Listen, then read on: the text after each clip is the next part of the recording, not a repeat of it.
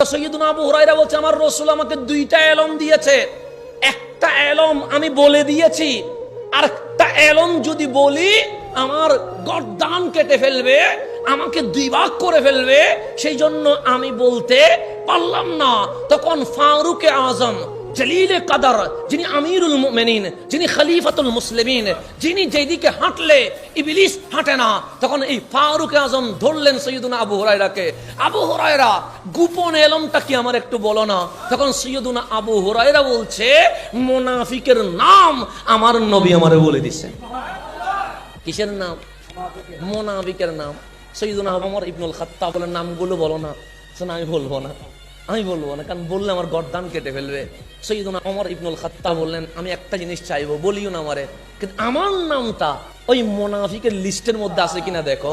তো সৈয়দুনা আবু হুরায়রা বলছেন, না, আপনার নাম নাই। তখন সৈয়দুনা ওমর ইবনুল খাত্তাব বলছেন, আর দরকার নাই, কারণ আমাকে যেহেতু মুনাফিকের লিস্টে কামলিওয়ালা রাখে নাই, সুতরাং আমার বেড়া পার হয়ে গেছে। এটাই ছিল সাহাবায়ে কেরামের আকীদা। কামলিওয়ালা কারে কবুল করছে, এটাই পাগলামি করতো। সেই জন্য আমার নবীর সাহাবায়ে কেরামের চেয়ে আসল আকীদাওয়ালা এই জমিনে আর কেউ নাই।